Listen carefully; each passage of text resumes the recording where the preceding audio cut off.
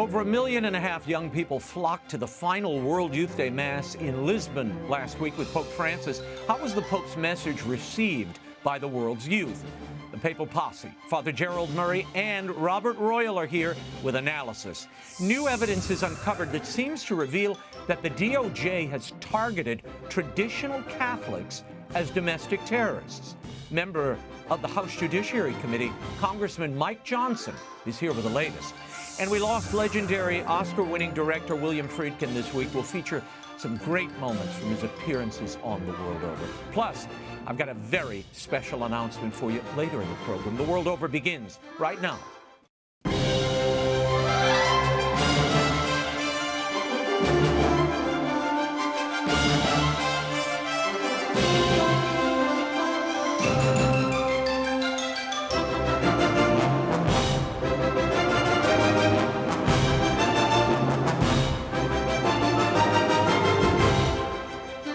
Now, Raymond Arroyo. A warm welcome to all of you joining us in the United States and the world over. If you'd like to comment on tonight's show, send me a tweet. I'm at Raymond Arroyo. The Papal Posse's up next. But first, a disturbing story surfaced earlier this year that suggested the FBI attempted to develop sources within traditional Catholic parishes and communities in order to combat what it called domestic terrorism. House Judiciary Committee member Jim Jordan obtained documents to that effect in March. The committee issued a detailed letter this week outlining new evidence that the Department of Justice and the FBI were targeting traditional Catholic communities from multiple field offices. Joining me with more is U.S. Congressman from Louisiana, a member of the House Judiciary Committee, Mike Johnson. Congressman, thank you for being here. When we last had you on the program in April, this investigation was really just getting started. The memo in question came from one FBI office in Richmond, Virginia, which suggested that traditional Catholic communities were somehow hotbeds of domestic terror. And the FBI was actively recruiting undercover agents to monitor and report on these communities. Here's an excerpt of what your committee's letter to FBI Director Wray read this week. From information recently produced to the committee, we now know that the FBI relied on information from around the country, including a liaison contact in the FBI's Portland field office and reporting from the FBI's Los Angeles field office to develop its assessment. Congressman, as you look at this, what does the new information you found about the FBI's original claim that the memo was only associated with one field office tell you? Well, it tells us a number of things, Raymond. Great to be with you. The first headline, the alarming fact, is that the director of the FBI himself, Christopher Wray, testified before our committee in July. And he said under oath, he was very emphatic, that this involved only one field office. Well, now we know, because we have a further unredacted version of that document you referenced, that that's not true. It looks as though this was a whole of agency approach to target traditional Catholics. It sounds dystopian. It sounds Orwellian. It is. The FBI is engaging in the outright, I call it the steamroll of essential, fundamental First Amendment freedoms of the American people, and we have to stop it. And Congressman, just to be clear, this memo was really to develop sources, spies, snitches within parishes. I mean, that's what the FBI's calling for here, right? That's exactly right. They were engaging in a program to try to recruit parishioners to spy on the people in the pews next to them or across from them. It's absolutely outrageous. It didn't go far in its implementation, we think, but the idea that they would engage in this practice and this scheme is just unbelievable. But we're not surprised anymore what's come out of this Department of Justice from the very top, from the Attorney General Merrick Garland all the way down. They're engaging in these activities that are hyper-partisan, hyper-political, and again are infringing upon the free exercise of religion. Now it's really out of control. How widespread do you think this department approach, and we're talking about the Department of Justice and the FBI, to intrude really on Americans' First Amendment right?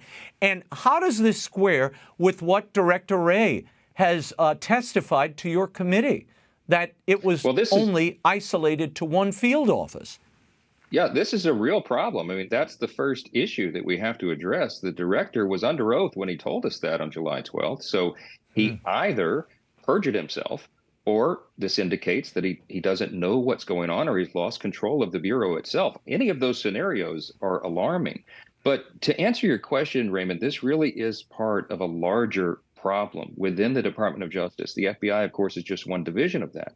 But we know for a fact that they have been engaging in a scheme to censor and silence not only conservative Catholics but all conservatives. They want to Hmm. stop our activities. They want to really chill the exercise of these First Amendment rights. And it's not just religious freedom. It's all speech. We know that there's this federal court opinion that came out of our home state of Louisiana on July 4th, I think symbolically, a 155-page federal court opinion where the judge looked at all the evidence and said, this may be the most massive attack on free speech in United States history. And he was referring to the Biden administration itself and its agencies like the FBI, because in that case, they were meeting with the big tech platforms regularly in a program to censor and silence conservative viewpoints and Christian viewpoints online. We know that happened. This is not a conspiracy theory.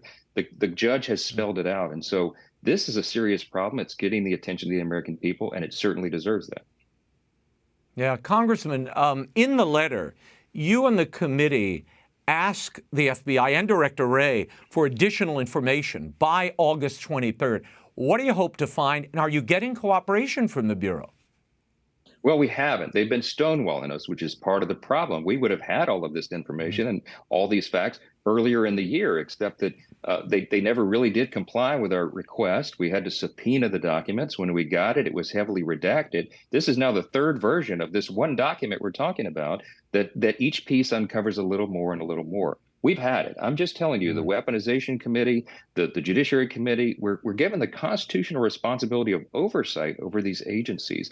And we're going to have to take this to the next level. If they do not cooperate with us, we're going to give Director Wray an opportunity to correct his testimony before us. But if he does not, I think this rises to the level of a contempt charge. He's in contempt of Congress now. We may have to proceed that way. And I'll tell you, ultimately, what is the greatest concern here, Raymond, and you and I have talked about this, is that people are losing their faith in our institutions, the system of justice itself, the FBI, for crying out loud, the largest, most important law enforcement agency in America, is losing the faith of the American people because the people are being targeted by the agency. It's unbelievable.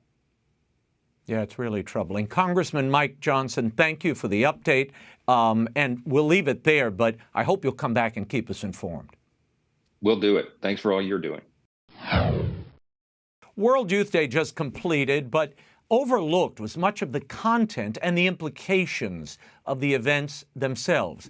And from it, what can we learn about the future of the church? Here with reaction and analysis is the Papal Posse, editor-in-chief of the CatholicThing.org, Robert Royal, and canon lawyer and priest of the Archdiocese of New York, Father Gerald Murray. Gentlemen, thank you for joining us.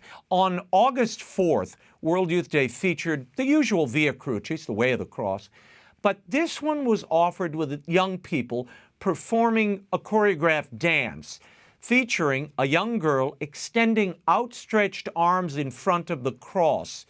We'll show the video. One social media commenter referred to the blue structure there as looking like it was built in Minecraft. The station's meditations reflected on climate change and intolerance. Father Jerry, what do you make of the emphasis on climate change and intolerance? I thought World Youth Day was supposed to be about focused on bringing youth to Christ. Yes, it is. It should be that, Raymond. Yeah, this focus on climate change, which is a topic that's really best handled by scientists and meteorologists, and then government officials, it should not be a main focus of Catholic activity. In fact, I think it reflects a secularization of church activities. You're right. We should be focusing on salvation, prayer, sacraments. That's really where we're supposed to be focused. Yeah, and the young people, from what I saw from some of the coverage, the young people, that's why they were there. They were clearly trying to have an experience with Jesus. Bob, your thoughts? Yeah, I think a lot of what went on distracted, obviously, from that main message. There seemed to be some people in the hierarchy, in the planning administration, who think that this sort of thing attracts young people. And at a very superficial level, I suppose it does, this rap DJ and all this other stuff that we saw. But I think it points, and it not only distracts, it kind of points away from the main thing. And, I noticed that when the Holy Father came, when he gave his first address at the World Youth Day, what he said was this. I want to quote this. He said, "Here, too, there are examples of young people who, with their cry for peace and their desire for life, lead us to break down the rigid fences of membership erected in the name of different opinions and creeds." Now, breaking down the so-called barriers between creeds, it seems to me, is giving away the distinctiveness of Catholicism and saying that something else is more universal than the universal church.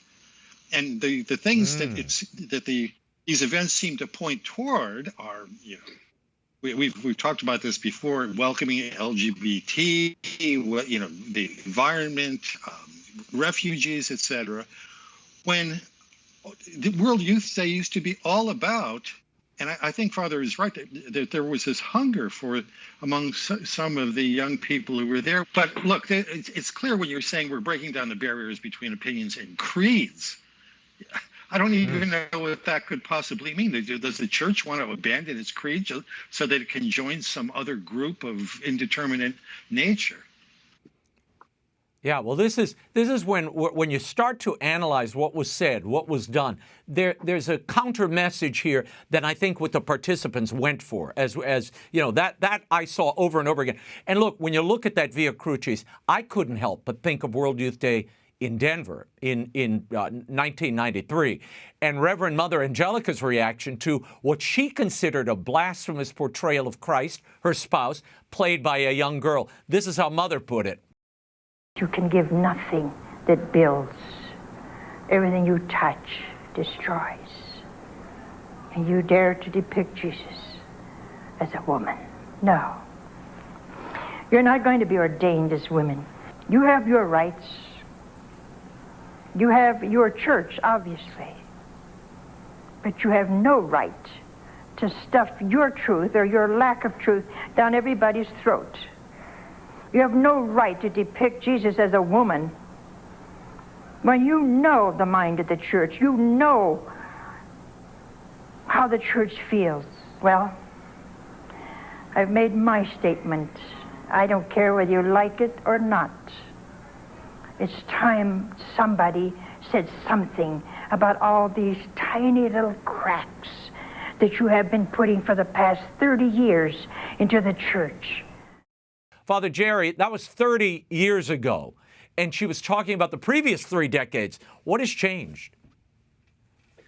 Well, some things have changed, but others haven't. And certainly, portraying a woman with her arms extended in front of the cross gives a kind of strange message, harking back to what Mother Angelica was talking about. I think Mother Angelica's point is profound about cracks, because that's precisely how things happen.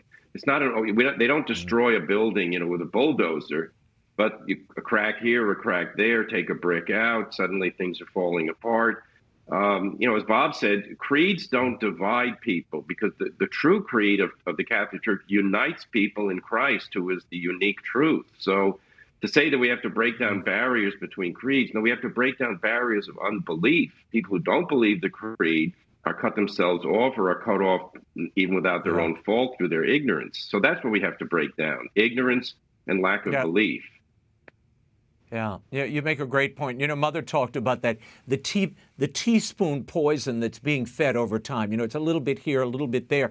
And look, we take a lot of abuse and attack because we point out what others ignore. They just don't talk about the reality and the depth of what's said and what's done at these events and their implications. But I'm sorry, our job is to shine light on the entire event, not just ignore the uncomfortable bits. Bob, before this year's World Youth Day, we reported on the Portuguese bishop who was hosting it.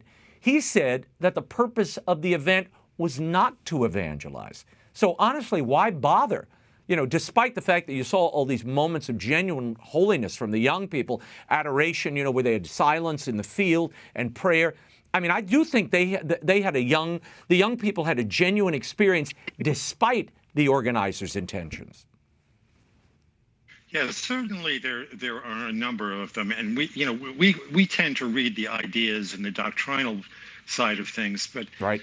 If the experiences lead these young people eventually to a deeper understanding of Christ, if it attracts them to the church and holds them there for a while, and it won't play out for a long time, we can't tell what it's going to do. Right. But I worry about using these means, especially the contemporary music, which I find has a very different spirit than the Christian spirit by and large. I would say almost entirely. And so that stuff is fine for the priest who did it. It's fine for the certain type of people who like, contemporary, I don't even know what to call it, techno music, I guess is what they were calling it. But again, we're off focus somehow, as if the more universal thing is not the universal church, but it's some fratelli tutti that, as we talked about that document of the popes in the past, that sure, in a secular sense, we want to be peaceful with one another. We want to engage one another, but we don't engage one another and we don't affirm one another's cultures and beliefs by saying, oh, yes, we're going to go past your creeds. I mean, if you tell, let's say, a Buddhist, okay, we're going to go past your Buddhism and find a common ground in some other place, there may be a common good. Pursuing, I don't know, environmentalism or whatever worldly good is out there, that's possible. But this kind of going beyond creeds to some universality, it just seems to me it's not Catholicism. Yeah. If any theme dominated the papal comments, it was when Pope Francis affirmed that he included LGBTQ Catholics in his exhortation that everyone, todos, are welcome in the church. And the Pope then elaborated during his press conference on the flight home. Here's what he said. The church is open and to everyone. And then there are rules that regulate life within the church. And someone who is inside and follows the rules cannot administer sacraments. This is to say it is a simplified way, like you said. But this does not mean it is closed. Everyone meets God in their own way within the church, and the church is mother. It guides everyone in their own way. Father Jerry, while true, the church welcomes everyone, what do you think Pope Francis is saying here? I mean, he talks about following rules. Well, the rules obviously is the moral law in Revelation, that sodomy is a mortal sin. So the problem that homosexual people affirm the homosexual lifestyle has is that they want the Catholic Church to change the teaching. They want the Catholic Church to say that sodomy is good, that we're entitled to engage in it, and therefore the current rule has to go. That's why, the Catholic Church in this troubled time is constantly under assault by the woke culture, because we will not accept immorality in the church. We certainly won't teach it. So it's very confusing for the Pope to say everybody's welcome, which of course is true, but not everyone's ideas are welcome. You can't say that people who consider sodomy to be a good thing have a good idea. They don't. They have a wrong idea. It contradicts Revelation and the natural law. So what happens here, unfortunately, the impression is given that if a priest gives the doctrinal explanation in his parish, that he's unwelcoming. And if he, Germany right now, we had the Cardinal Wolke sanctioned a priest who gave a blessing to homosexual couples in his church. But bishops from other dioceses said, we're not going to sanction priests to do that. So this kind of is the confusion that happens when the Pope says everybody's welcome, because they take it to mean everyone's welcome and we can do whatever we want. You can't. If you go against God's law, you are not being a good shepherd. And those bishops in Germany who are not sanctioning priests are not good shepherds. Mm-hmm. I want to move on to another story before we run out of time. Pope Francis wrote a letter, it really dovetails into what you're talking about. He wrote a letter to priests in the Diocese of Rome, where he echoed some of his favorite themes. Here's an example of what he had to say about spiritual worldliness. He says, spiritual worldliness, in fact, is dangerous because it's a way of life that reduces spirituality to an appearance. It leads us to be traitors of the Spirit, men clothed in sacred forms that in reality continue to think and act according to the fashions of the world. This happens when we allow ourselves to be fascinated by the seductions of the ephemeral, by mediocrity and habit, by the temptations of power and social influence, and again, by vainglory and narcissism, by doctrinal intransigence and liturgical asceticism, forms and ways in which worldliness hides behind the appearance of piety and even love of the church, but in reality consists in seeking not the Lord's glory, but human glory and personal well-being. Bob, I'll start with you on this one. How do you think the priests of Rome took that message and the priests around the world? Well, I was happy to see when I read the letter that he thanked the priests of Rome for the work that they did in the second paragraph of that letter. So that has not been a thing that we've heard a lot of from Pope Francis, and I know a number of priests who feel like all he ever does is criticize them. So, let's recognize that in any rate. But, the question that arises whenever I hear him talk about this is this the world that we live in? I mean, we're all Americans, and we're going to naturally read those sorts of things through the lens of our experience in the United States. But here in the United States, I mean, with all due respect to all the priests and bishops and et cetera out there, I don't know that being a prelate in the church today is all that prestigious a position. You come in for an awful lot of criticism. To even accept being named a bishop, you'd have to be very thick-skinned and be prepared to face a lot of difficulties. I don't know who all these people are that he keeps talking about who have this spiritual worldliness. Obviously, if we're going to be Pharisees and we're going to think of ourselves as all that, when in fact we all are sinners, that's a problem. And a priest, like any Catholic, ought to be aware of that. But the extent of this problem seems to me to be not as great as the Pope seems to devote to it on a regular basis. Maybe he knows something about the Diocese of Rome that I don't, but it seems to me most priests that I encounter when I'm in Italy are regular guys. They believe in things. And look, what does doctrinal intransigence mean? If you don't have doctrine that is firm, I'm not saying aggressive and you use it as a weapon, but that is firm, then it's not doctrine. And is there anything wrong with the aesthetic? Well, I mean, you can also obviously be crazy about aestheticism, but there's nothing wrong with aestheticism either. Father, let's talk about that. The Pope does attack liturgical aestheticism, again, taking swipes at the traditional form of the liturgy, and he seems to be lasering in on what he calls doctrinal intransigence. If there's no doctrine, why bother with the church at all? One moment he talks about following the rules, Father. In the next breath, he says the rules are somehow destroying the church. Right. Well, doctrinal intransigence is unfortunately a caricature of doctrinal fidelity or steadfastness. We praise many of the saints because they were defenders of the faith. They were steadfast. The saints who were called to deny Christ or the teaching of the church, and then they went to their death. So doctrinal intransigence is a way to caricature priests who will not bend to the doctrines of the day. As regards the liturgy, the Pope doesn't like the old Mass. We know that from what he said. But I think he misinterprets those who do like the Mass as somehow being what we call aesthetes, meaning people who delight in beauty for its own sake and have, notions of what is beautiful, which detract from the reality. I don't think that's the case at all. I'll speak as someone who attended 2 years ago a pontifical high mass celebrated by Cardinal Burke with all of the beauty and splendor of a great choir. And I was at this mass as a priest in choir, and I was floored. I was stunned because everything was laid out according to the rubrics. Everyone acted their role. But what got the greatest attention?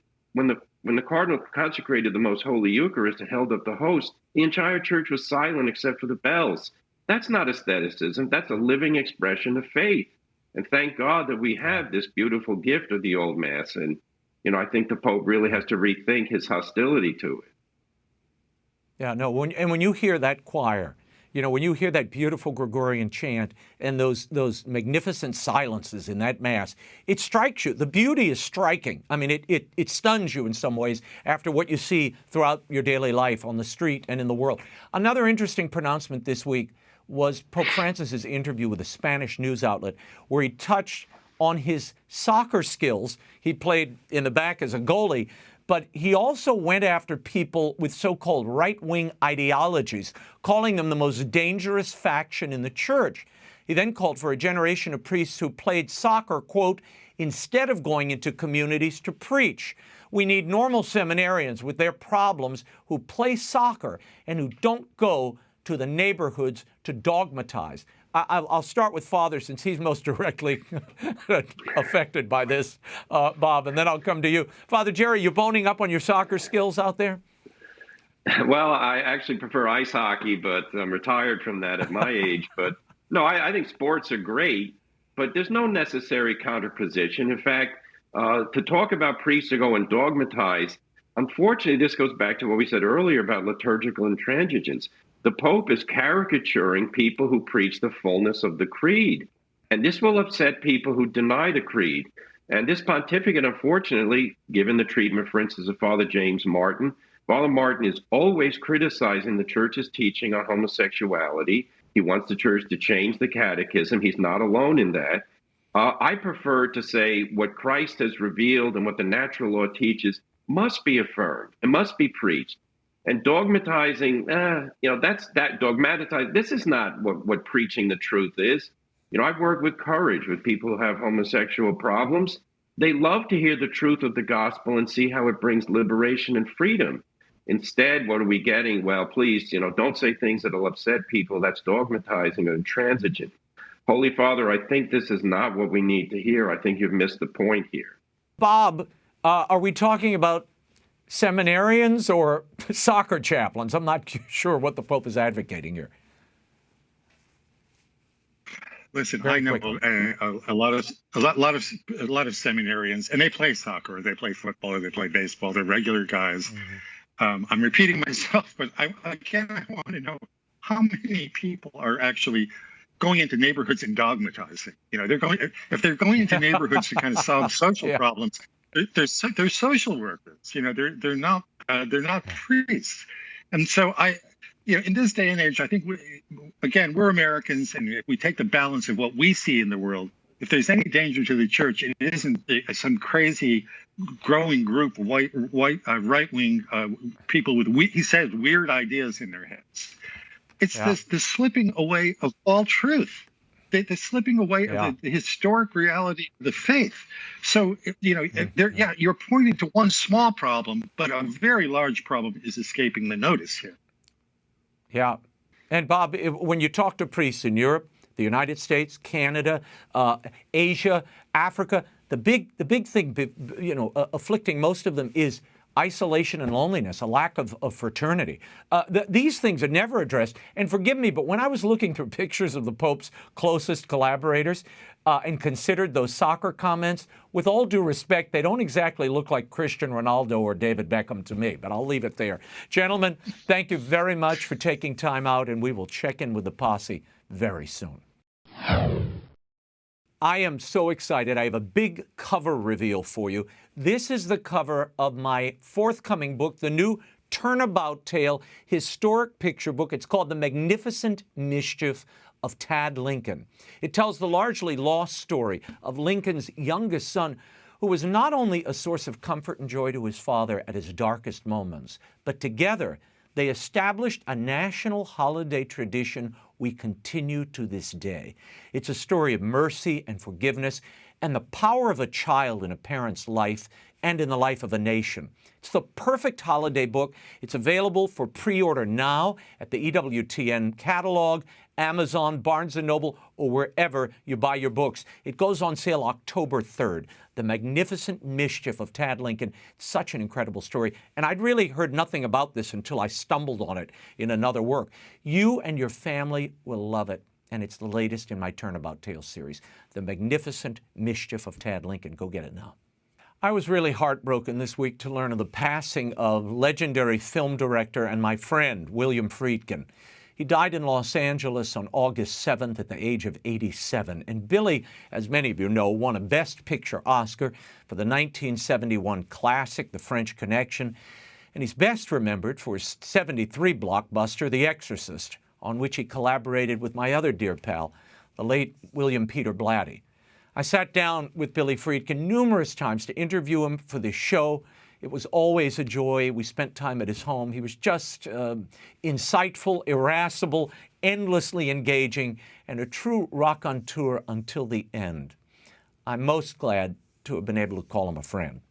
Here are some of the great moments I had with Billy Friedkin over the years. In 2015, we talked about his amazing life and career, first making a name for himself as a documentary filmmaker and what The Exorcist was really about. Spoiler alert, he called it the mystery of faith. Let me start with, when you go now to a movie theater, what are you looking for? Intensity, something that will hold me and will make me a part of the story, a part of the characters. I don't see a lot of films now. Most of the films I see that are made today lack any real passion. They're called projects now in Hollywood. They're not referred to as movies, let alone films. They're all projects. Series. And well, they're designed, just to attract the largest number of viewers, which is a good thing. But I remember a time when films could be considered a work of art. I don't see that now. I was stunned to read that the father of The Exorcist, the French Connection, Bug, would say the MGM musical is the spine of the American film. Explain that to me. The MGM musical, the great musicals of the late 40s and early through the middle 50s, really represent the best that American films have ever made. They were all turned out by a studio, MGM, in a kind of factory manner. They were all vehicles for people like Fred Astaire and Gene Kelly. But to me, they're absolute perfection in every way. The photography, the choreography, the music, God knows, was by the people who created the American Songbook. Gershwin, Cole Porter, Rodgers and Hart, Rodgers and Hammerstein. And the dances that's something that's gone from American film. It's not that people wouldn't like them anymore and they've moved on. It's that nobody can do that. There weren't many of them. There might have been maybe a dozen, but to me they still represent as close as one can come to perfection in filmmaking. I want to talk about your incredible career and take you back to working Why lower the level? Well, no, I'm taking it up a notch here. I'm continuing. This is called the continuum. You worked at WGN in Chicago and started doing a lot of live television. What did you learn there that you later utilized and that colored your work to the present day? Television production is very different from film production. And especially the kind of television programs that I did. They were largely interview programs, panel shows, news programs, sports, a little bit of drama, a little bit of variety, but the techniques are totally different from film techniques. What I learned, the main thing I learned, when I started in the mailroom of a television station, which was WGN, and worked my way up to live television director, was that it's very much of a team effort, and it's all about communication. In order to get what you want, I learned back then in the late 50s and early 60s, you have to be able to communicate your ideas to a crew and a cast before you can communicate to an audience. And what it's all about is communication. The idea of making a film or putting something on television is about communicating with an audience, and that's all it's about. The difference is this, Raymond, but the painter, the writer, the composer are working alone. The film director is working with a 2-ton pencil. Literally at times, thousands of people on some films. It's a collaborative effort, whereas the other art forms are not. You met with Blake Edwards about a script treatment he had of Peter Gunn. He let you read it, and at that moment, you met someone who would become a major collaborator in a future work, but you were not too hot on this script. I didn't like the script. The script simply said by Blake Edwards, who I had great admiration for. I thought then and think now he was one of the great American directors. And I was a kid who had done one little film with Sonny and Cher. I told Blake I read his script with great interest and thought it was terrible. And when I said, there was a bunch of people in the room. Many of them were sitting in shadows around this enormous office Blake had at Paramount. And after I'd said to Blake I didn't like the script, I thought it was terrible, and he thanked me for letting him meet an interesting person. And as I was leaving, this guy followed me out of the office on the Paramount lot, and he introduced himself, and he said, "I'm Bill Blatty." And he said, "I'm the guy who wrote that script." And I said, "What?" It says by Blake Edwards. He said, "Well, Blake often does that." He said, "But you know, you were right. I think you were right. The script does need a lot of work. We have all said the same thing to Blake, but he doesn't want to hear that. And I admire you for your honesty." And I said, "Well, thank you very much." We shook hands, and that was it. That was it. And 4 years later, he sent me the manuscript of his novel, The Exorcist. You read The Exorcist in a San Francisco, was it a hotel? It's a hotel room that overlooked the entire Bay Area. And you thought what as you sat to read that? I thought it was really a very powerful and important piece of work. I thought, first of all, this is a great read. You know, this is a wonderful story, very well handled. The characters were well drawn. It was about the mystery of faith, which you don't read too many popular novels coming along that deal with the idea of faith in a way that can be comprehended. And it was a disturbing and powerful story. And I was reluctant to read it. I carried it with me I was on the road doing interviews for the French Connection, which hadn't come out yet. Was about to. And the end of my tour was San Francisco, and I opened the book. Oh, boy. And I started to read it, canceled my dinner plans, and Blatty included his phone number at the bottom of the letter he sent me, and I called him, and I said, "This is great," and he asked me if I'd be interested in making the film. Bill Blatty always considered this, the book and the subsequent film, an apostolic work, one that would awaken people to the nature of evil and, by proximity, the nature of good and faith. Did you see it the same way? I agree with that. But we came at it from a different place. Bill came as a believing Catholic, which he is. And I come to it as someone who believes in the teachings of Jesus Christ, as they're recorded in the New Testament. And I made the film as a believer, not in all the tenets of the church, as Bill does, but in the teachings of Jesus. Yes, that's still my position. Do you think that's why it has had the staying power and still has the resonance it has, spiritually speaking? You watch that film today, there is no doubt we are seeing the clash of not only good actors and great special effects, but there's something else happening there, that between that film and the viewer. Yes, it is a film about the constant presence of good and evil in all of our lives, from the beginning of time, Cain and Abel. You know, the constant, the Garden of Eden, the serpent. There has always been a powerful demonic force attempting to undo the work of the Creator. Throughout all of history, there has always been, you know, whether he's called the devil or the adversary or whatever, there has always been this clash of good and evil. It has always been the burden of goodness to triumph over the threat of evil. Do you see that as a through line that runs through all your work? That notion you just articulated? Absolutely, yes. Let's go back, talk about the French Connection.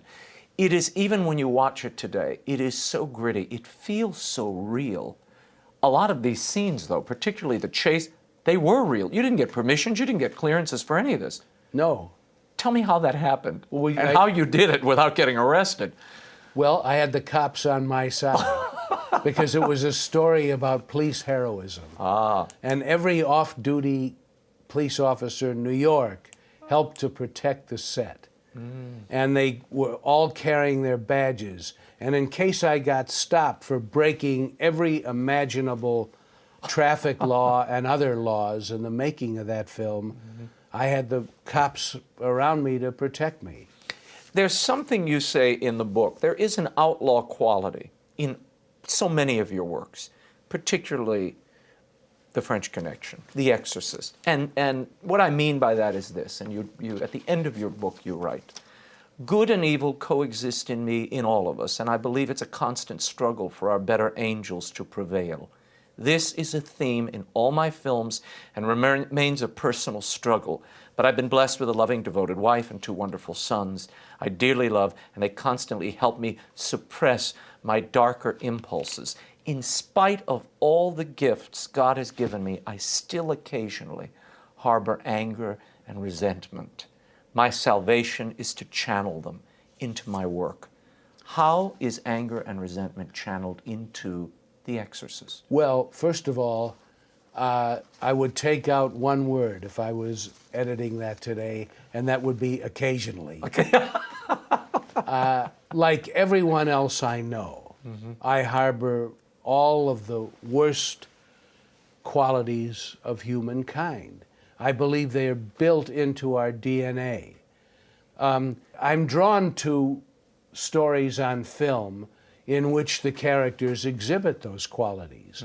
I'm not drawn to comedies or love stories or kind of, mindless film. Superhero antics? No, I can't even watch that stuff. I just don't believe it. I don't buy it. Many others do, and that's fine. The film industry is built today on the idea of superheroes and supervillains, and I'm much more interested in human nature. The proper study of mankind is man, and I guess to put it in a simple sentence, the thing that attracts me more than anything about humankind is what Isaiah Berlin called the crooked timber of humanity. I just make films about characters whose natures I think I understand. That's all. You made a leap to opera directing. Now, this is a very different box of tricks and an entirely different approach. You can control everything in film. The angle, the lighting, the delivery, you can do retakes. Stage is such a different animal. Why did you decide to take on operatic directing? I've done about 15 operas in about 15 years. I've done some of the great operas ever written in some of the great opera houses of the world. Not all, but it is not all that different. Really? The great singers that I've had the privilege of working with want the same thing as good actors. They want a psychological underpinning for their characters and a staging that works. You don't have a camera. That's the main difference, directing opera, but you're still working with the actor-singers in the same way. They want to give a performance. They don't simply want to come out and give a concert, because the great operas all tell a story and have characters. I can emphasize characters or de-emphasize them by the way I stage them, with someone in the foreground or the background, or the way I light them. the manner in which I set them. There was a moment in Puccini's great Suor Angelica that you directed where the angel of mercy appears in that production. Yes. And so many people I know who saw it, not all Catholic, were stunned by that moment. You had a major war with the composer over this. Not the composer, he's been dead. The conductor, I'm for, sorry, that's for right. almost Puccini. 100 years, Raymond. Puccini's a little dusty Right. at this point. I the had a big conductor. problem with the conductor, James Conlon, who's a highly regarded conductor of opera. And he's the permanent conductor of the LA Opera. Right. And he came to me when I was setting up, because in the finale of Suor Angelica asks for the mercy of the Mother of Christ. And in Puccini's libretto, he says, the Mother of Mercy appears. He doesn't say a shadow of the cross goes across the stage, a stained glass window lights up. He says the Mother of Mercy appears. And I decided to make that moment real. And the conductor, Conlon, said to me, listen, he took me aside, he said, you know, I had a Catholic education, and I don't believe that stuff anymore. And he said, I wish you wouldn't do that. And I said, Jim, I don't really want to remind you of this, but this story's not about you or what you believe or don't believe or what I believe or don't believe. I said, I know you read music and conduct it beautifully, but can you read a libretto? Can you read where it says here, the Mother of Mercy appears? That's what I'm doing.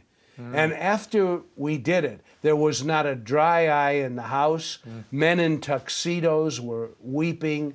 Every woman in the house, non-believers. And Placido Domingo, who's the director of the LA Opera Company, said to me, Billy, tonight you have made all of Los Angeles Catholic. In 2018, Billy Friedkin returned to the show to talk about the 45th anniversary of The Exorcist and his return to the theme of demonic possession, for real this time, with his documentary, The Devil and Father Amort. I was even treated to a walking tour of Georgetown's Exorcist locations with the master himself. Watch. Father Amort begins every exorcism by thumbing his nose at the devil.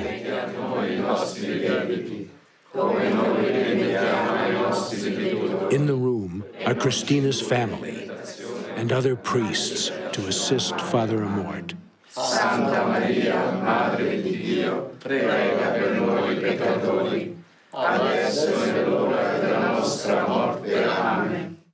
Joining me now is the Academy Award-winning director of The French Connection and The Exorcist to discuss his new documentary, The Devil and Father Amort. Would you welcome back to the program, William Friedkin? Thanks, Raymond. Great to see you. Always good to see you. It's a pleasure to be with you again. I want to first talk about something, clear something up for me. I read the New York Times last week. Maureen Dowd said that you claimed the 1949 case that The Exorcist is based upon was, quote, jive. What does that mean? I didn't say that I claimed it was jive. The 1949 case, which took place in Cottage City, Maryland, misreported as Silver Spring right, and a bunch of other places. There's no evidence for that. There's no proof. What inspired Bill Blatty to write The Exorcist were reports of that case. News reports that said this had happened.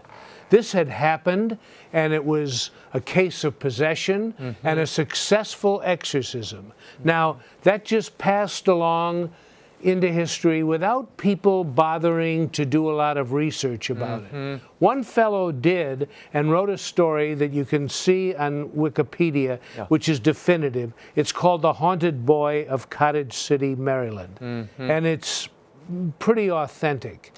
And I believe over the years that I'm not saying that the case didn't happen the way it was reported, but the fact that it was reported was what influenced Blatty. Right. He did not use any of the characters. No, or he the didn't use the circumstances. place, the circumstance. And he obviously had never seen an exorcism. Amazing. Now, Bill said he came into possession of one of the exorcist's diaries years later. That's what I've been told. Did you ever see that? No, but I've been told by Bill's wife that she still has the diary of the priest who did the exorcism, Father William Bowdern, at Alexian Brothers Hospital in St. Louis. Wow. In 1949. This week, we visited a few of the iconic Georgetown locations featured in The Exorcist, and Mr. Friedkin gave us insight into each location. Bill, why this house? Why did you choose this house as the house where the exorcism was going to take place? This is the house that Blatty had in mind when he wrote the novel. It was the closest house to the steps, but as you'll see, it wasn't close enough. But it was the house. This is the exterior of the house where we filmed The Exorcist. It's 3600 Prospect in Georgetown. As you will see in a moment, it is not anywhere near enough to the steps, which are a good, 25 to 30 yards away. So what we did, that fence was not there. We had to put up this fence for her later to protect the house, but that fence wasn't there. What we did was we built a false front and a false extension from the end of that house to where the stairs begin. A lot of scenes shot at that front door, both looking out this way and looking back into the house. This is the beginning of the area of the Exorcist steps. 75 steps from just a few feet away to the bottom. The false front came out to here where these trees are. The girl's bedroom window is just up there where I'm pointing, right up here. And the stuntman went out a window in the sound stage first. He jumped from the little girl's bedroom window in the sound stage, and it finished off with a shot of him coming out that window right above me, which looked exactly like the house was extended this far. The stuntman came out of where I showed you, and he landed on that first landing. That's pretty far. All of the steps and the corners were padded with rubber. So he was landing on a padded surface, and he was all padded, but it was an incredible jump from right up there where I just showed you to the first landing where he hit. And that's the only place from which I filmed the jump. I also rigged a camera. There's a shot in the sequence, if you see it again, where I rigged a camera on wires to go out the window so it looks like a POV shot, all the way to the bottom, where that gentleman is now, and over that plate is where Father Karras dies in a pool of blood and receives the last rites from his friend, Father Dyer. Now, why 45 years later would William Friedkin go back and focus again on something you said you'd never focus again on in film? And I quote you, "I would never do anything with demonic possession or exorcism in it." Why do this documentary now? Because I believe in its authenticity, and I would never do anything, I still say, in fiction. I would never do a fiction version of it again. I had the opportunity to meet Father Amort quite by accident. I asked him if I could interview him for Vanity Fair magazine. He gave me a long, it turned out to be 6,500 word interview for Vanity Fair. That's a book. Yeah. And it was reprinted everywhere. And during the course of the interview, he's the most spiritual man I've ever met, Raymond. And I asked him at the end of the interview if he would ever allow me to witness an exorcism, thinking he would not. And he said, well, let me think about it. And a couple of days later, I got a email from his the head of the Pauline order in Rome, who said that Father Amort would allow me to witness an exorcism on May 1st of 2016. Wow. And I had originally met him in March. So once he said, okay, you can witness this, which permission is never granted. Right, never. I can tell you, never, and rightly so. I then pushed my luck and said, well, would you let me film it, Father? And word came back 2 days later saying you could film it, but alone, with no crew and no lights. So I went in with a little still camera that shoots high-definition video and sat 2 feet away from them while they were doing it. Wow. Now, you say the exorcism, and Bill Blatty used to tell me the same thing. The Exorcist, he said, is about the mystery of faith. Is that what this documentary, The Devil and Father Amort, is? To some great extent, certainly.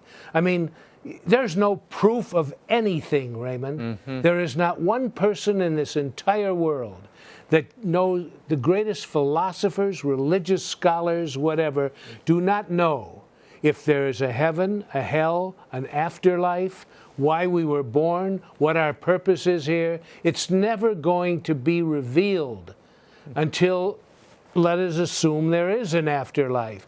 But Bertrand Russell, Teilhard de Chardin, all were offering informed opinion and belief. But there's no hard evidence. If you need a fact, there are those who need to have their hands in the blood in order to believe. Now, I have tremendous faith in the teachings of Jesus. I believe in the teachings of Jesus Christ. But I don't know anything, and neither do people 1,000 times smarter than me. Give me a sense of what this means to you as a filmmaker. You started your career doing a documentary about a man on death row, The People versus Paul Crump. And here you are, all these years later, doing another documentary focused really on the thing you're probably best known for as a filmmaker, exorcism, The Exorcist. Why make that journey? Any trepidation about turning this into a film once you had the footage of the real exorcism? Yes, and I didn't know what I was going to do with it. I filmed it because Father Amort allowed me to film it, and the woman and her family said, okay. Then I thought, well, I didn't think I would make a documentary out of it. I thought I would have this to show to interested people.